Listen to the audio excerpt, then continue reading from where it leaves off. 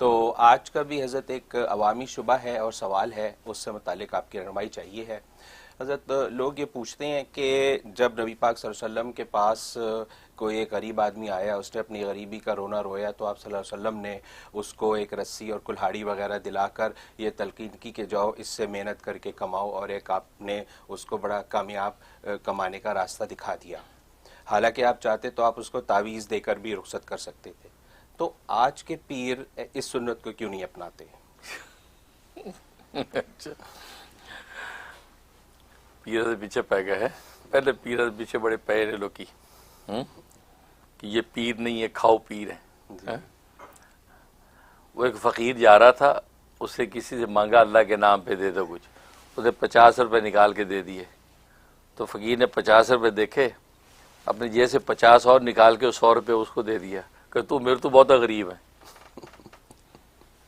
مطلب فقیر بھی 50 روپے نہیں لیتے، وہ کہتا 1000 روپیہ دو، 5000 دیو جی، 50 نہ کی ہونا ہے، ٹھیک ہے نا۔ اور باقی آپ نے جو کلاڑے والا مشہ دیا، وہ کسی پیر نے کلاڑے دیا تھا، اسے پیر کی ٹانگ ہی کاٹ دی۔ یہ واقعہ ہے، ایک پیر کا مرید تھا، اور یہ پیر تھا قبائلی علاقے کا، یعنی قبائلی علاقے کا پیر تھا۔ وہاں وہ پٹھان لوگوں نے ان کو بلایا، وہ تھے بیچارہ کتو تھا، وہاں گئے بیچارے۔ اب جب وہاں گئے تو پیر صاحب کی ظاہر ہے کہ اب وہ قبائلی علاقے کو لوگ پیروں کی بڑی خدمت کرتے ہیں۔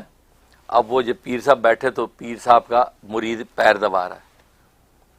اب وہ پیر دبا رہا تھا تو ایک دوسرے مرید نے سنا کہ اچھا پیر صاحب آئے، وہ اس مرید کا شریکہ تھا، اس کا، وہ اس کی دوسری ٹانگ دبانے لگ گیا، ٹھیک ہے نا۔ اب دونوں ٹانگیں دبا رہے ہیں، دباتے دباتے اس کا ہاتھ اس کی ٹانگ کو لگ گیا ہے، اس کی ہاتھ کو ٹانگ کو لگا تو اس نے اس کی ٹانگ پہ یوں مارا تھا، اور تو میری ٹانگ کو ہاتھ لگاتا ہے، کیونکہ شریکہ تھا آپس میں دونوں کا نا، شریکہ سمجھتے ہیں نا، ہاں تو مگر پنجابی لوگ سمجھتے ہیں۔ تو اس نے اس کے مارا، انہیں اس کا مارا، انہیں مکہ مارے، انہیں 2 مکے مارے، اور پیر کا نا کجرو ٹانگ میری ہے، وہ کہتا نہیں جی تھوڑی نہیں، شریک دی ٹانگ ہے، اور شریک دی ٹانگ ہے۔ اسے زور سے مکاؤ، اسے اٹھا ڈنڈا مارا ہے، وہ ڈنڈا وہ کلاڑا چک لے گئے، اور پیر سے اٹھ کے بھاگے، وہ کہا خدا دا اے میری ٹکر ہے، کہتے نہیں جی نہیں حضرت صاحب اے شریک دی ٹانگ ہے۔ تو آج کا مریدہ تو یہ حال ہے، شریک دی ٹانگ ہے اور ٹنگا۔ تو وہی والی بات ہے، لوگ کہتے ہیں کہ اسلام کے بارے میں جب لڑتے ہیں نا تو وہ یہ نہیں دیکھتے کہ اسلام جڑا نا وہ تو اللہ میاں دا، وہ کہتا نہیں یہ اوندا اسلام میں نہیں مننا، میرا اسلام انہیں نہیں مننا، وہ اسلام کے 30 پانچے ہو رہے ہیں، اسلام کے ٹکڑے کر رہے ہیں، کیوں نہیں جی وہ شریک دا۔ تو جب یہ مریدوں کی تو حالت یہ ہے کہ کلاڑا دے دے تو پیر صاحب تو کلاڑا چک کے بیٹھے رہے۔ خیر یہ تو شغل کی بات تھی۔ تو باقی آپ نے بہت اچھی بات کی، اور نبی پاک صلی اللہ علیہ وسلم نے یقیناً امت کے لیے بہت اچھا انویسٹمنٹ، محنت، کیونکہ محنت ایک ایسی چیز ہے وہ تو آپ کہیں بھی انویسٹ کر سکتے ہیں، ٹھیک ہے نا، کیونکہ مزدوری ایک ایسی چیز ہے کہ اس کے لیے آپ کو تو کوئی پیسے بھی نہیں چاہیے، آپ کی صلاحیت اور طاقت چاہیے، بوریاں اٹھا اٹھا کے وہاں رکھ دی، آپ پیسے مل گئے، اینٹیں جوڑ دی، پیسے مل گئے۔ تو یقیناً، لیکن ظاہر ہے کہ ہر زمانے میں اس اعتبار سے چیزیں ہوتی ہیں۔ نبی پاک صلی اللہ علیہ وسلم کے زمانے میں کلاڑی رسی دے دی، لکڑی جنگل میں سے کاٹی اور کاٹ کے آگے بھیج دیں، لیکن آج کل یہ دشوار ہے۔ آج کل وہ جنگل تو نہیں جو آزاد جنگل ہے، آج کل تو جنگل بھی سارے کے سارے گورنمنٹ کی نگرانی میں اور محکمہ زراعت کے اس کے نگرانی میں چل رہے ہیں، تو کلاڑی جا کے آپ وہاں سے کاٹ کے نہیں لکڑیاں بیچ سکتے، ٹھیک ہے نا۔ تو اس لیے جو ہے آج یہ تو خیر دشوار ہو گیا، لیکن اس سے یہ بات ضرور ملی کہ وہ جو بھی مرید ہے وہ آگے محنت کرے، اور محنت کا سب سے آسان طریقہ یہ ہے کہ کچھ بھی نہیں اگر اس کے پاس، کیونکہ اگر کاروبار کرتا اس کے لیے بڑی انویسٹمنٹ چاہیے۔ آج کلاڑی اور رسی کا تو معاملہ ہے نہیں، آج تو وہ کہہ کہ جی 15 لاکھ انویسٹمنٹ نہیں ہوگی تو کاروبار ہی نہیں۔ یہ پیر صاحب 25 لاکھ انویسٹمنٹ پیر صاحب کریں تو وہ تو پاسبل نہیں، 25 لاکھ انویسٹمنٹ یہ تو کم سے کم بول رہا ہوں، ورنہ تو کروڑوں میں آ جاتی ہے۔ اگر ایک پرچون کی دکان بھی کھولیں تو پرچون کی دکان ہی 30 لاکھ میں کھلتی ہے، ٹھیک ہے نا۔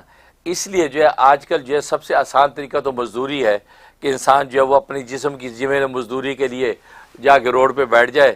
ہاں جی کس کو کام ہے جی گھر میں سامان اٹھوانا ہے ادھر سے ادھر, بوریاں اٹھا کے ادھر سے ادھر, تو محنت مزدوری کرے. اور یقیناً جو پیر ہیں وہ پیر یقیناً ان کو یہ تاکید کرتے ہیں اور ان کو محنت مزدوری کے لیے ان کو قائل کرتے ہیں, محنت مزدوری کریں. باقی تعویذ جو ہے نا, وہ شرعی جو تعویذ ہے, اس تعویذ سے مقصد بھی یہ ہوتا ہے. جو پیر اگر کسی کو تعویذ دے رہا ہے, وہ تعویذ یا دعا دے رہا ہے, اس کا مقصد بھی یہ ہوتا ہے تاکہ تجھے کم از کم رسی و کلاڑی مل جائے گی. ٹھیک ہے نا. نبی نے تو اپنے پاس سے رسی کلاڑی دے دی, تو پیر صاحب تعویذ لے دے رہے ہیں کہ یار یہ رسی تعویذ لے جائے, دعا پڑھ تو تجھے رسی کلاڑی مل جائے گی, اسباب بن جائیں گے. کہ اس لیے اسباب کو بنانے کے لیے یہ جو ہے جائز و مباح طریقے اختیار کیے جاتے ہیں, اور ظاہر ہے کہ یہ مشائخ اس سلسلہ میں چلے آ رہے ہیں. تعویذ دے دیا, اللہ کا نام دے دیا, اللہ کی رحمت و برکت ہونے لگ گئی. اور ظاہر ہے کہ تبھی یہی وجہ کہ تعویذ, شرعی تعویذ سارے اماموں کے ہاں بالکل جائز ہے. امام ابو حنیفہ کے ہاں, امام مالک کے ہاں, امام شافعی کے ہاں, ابن حنبل کے ہاں, ایون ابن تیمیہ کے ہاں ہیں جو بڑے متشدد ہیں, حالانکہ سب کے ہاں تعویذ, لیکن شرعی تعویذ ہو, شرکی تعویذ نہ ہو. شرکی تعویذ ہوگا وہ تو سبھی منع کریں گے, شرعی تعویذ ہوگا تو شرعی تعویذ تو خود نبی نے بھی لکھوایا. جب ابو دجانہ صحابی کو جب وہ جنات تنگ کرتے تھے تو آپ نے حضرت علی رضی اللہ عنہ کو بلا کے تعویذ لکھوایا. تعویذ لکھوایا, وہ تعویذ کہا کہ جس کو لپیٹ کے اپنے تکیے کے نیچے رکھ لو. لہٰذا تکیے کے نیچے رکھ لیا تو پھر وہ خود فرماتے ہیں کہ ساری رات مجھ پر ایسی گزری کہ لگتا تھا کہ رات ختم ہی نہیں ہوگی. کیوں کہ ایک آواز آتی تھی جیسے چکی نہیں چلتی, چکی چلتی ہے اور کوئی چیخ چلاٹ کر رہا ہے جیسے اس پریشان ہے کوئی. ظاہر وہ جنات تھے, وہ تعویذ کی وجہ سے ان کے اوپر افیکٹ پڑ رہا تھا, اللہ کا جلال ان کے اوپر اتر رہا تھا, اور وہ چیخ چلاٹ کر رہے ان کے اوپر ایسے جیسے چکی میں رگڑے جا رہے ہیں. تو یہ فرماتے ہیں کہ ساری رات یوں گزری کہ پتہ نہیں صبح ہوگی کہ نہیں, لمبی ہوگی رات. لہذا جب رات گزری صبح تک بالکل سناٹا, خاموشی ہو گئی, اور جلدی سے یہ صبح نبی پاک صلی اللہ علیہ وسلم کے پاس پہنچے. یا رسول اللہ, یہ آپ نے جو تعویذ دیا تھا, یہ جو حرص دیا تھا, تو وہ تکیے کے نیچے, اور یہ صحیح رات ہوتا رہا, یہ ہوتا رہا. تو نبی پاک صلی اللہ علیہ وسلم نے فرمایا, اور انہوں نے وہ وہاں سے نکال کے لے کے آگے دیا, یا رسول اللہ یہ دیا تھا آپ نے, حضرت علی نے لکھ کے دیا تھا. آپ نے فرمایا کہ تو نے یہ جو ہے تکیے سے نکال لیا, اگر وہاں سے نہ نکالتا تو قیامت تک وہ جنات تکلیف کے اندر مبتلا رہتے, اب تجھے کوئی پریشان نہیں کرے گا. اور وہ اتنا کامیاب تعویذ ہے کہ آج ہر عامل اس کو ایک تعویذ کو خط کی شکل میں ہر مریض کو دیتا اور گھر پہ لگاتے ہیں لوگ. وہ رسول اللہ صلی اللہ علیہ وسلم کا خط مبارک ہے جو جنات کو آپ نے خطاب کیا ہے, اور وہ پورا خط, اور ظاہر ہے ہماری خانقاہ سے بھی ہم دیتے ہیں, گھروں میں لوگ لگاتے ہیں. وہ اتنی جاندار چیز ہے, وہ تکیے کے نیچے رکھو جنات کی ایسی تیسی ہو جاتی ہے. تو نبی نے خود تعویذ لکھوایا, لیکن شرعی تعویذ, شرکی نہیں. ہے بلکہ ابو دجانہ نے جب اپنی تکلیف بیان کی تو آپ بڑے حیران ہو کہ ابو دجانہ تیرا جیسا آدمی بھی ستانے کے قابل ہے. اس کا بس جنات کتنے نالائق کہ تم اتنا شریف و نفس آدمی, تجھے جنات تنگ کر رہے ہیں. علی, حضرت علی کو بلا, ادھر آؤ, یہ لکھو. وہ بہقی شریف سنن بہقی میں امام بہقی نے وہ تعویذ پورا نقل کیا, علامہ سیوطی نے پورا تعویذ نقل کیا ہے, اور صحیح احادیث کے ساتھ وہ تعویذ ثابت ہے. سبحان اللہ. تو آج جو تعویذ گنڈے پر جو اعتراض بھی کرتے ہیں, ضمناً بات آ رہی ہے, تو وہ ان کو سوچنا چاہیے کہ نبی نے خود تعویذ لکھوایا ہے, تو صحابی کو دیا ہے. تو نبی کا تو ایک دفعہ لکھوانا ہی بس دلیل کے لیے کافی ہے نا. اب آپ کے 23 سال تک تعویذ ہی لکھتے رہیں, یہ تو آپ کی بیوقوفی ہے. نہیں, ثابت ایسے تو ایک ثابت ہونا کافی ہے, اور وہ صحیح حدیث سے ثابت ہے. علامہ سیوطی رحمۃ اللہ نے پوری تفصیل سے اس پر جو ہے وہ گفتگو کی ہے. بعض لوگ اس کے اوپر تان کرتے ہیں, نہیں یہ ضعیف ہے جی, ضعیف حدیث ہے. نہیں, وہ غلط کہتے ہیں. ان کو وہ طرق پتہ ہی نہیں ہے جو حسن اور صحیح طرق ہیں جس سے جو ہے وہ تعویذ کا, اس تعویذ کی اس بات ہے.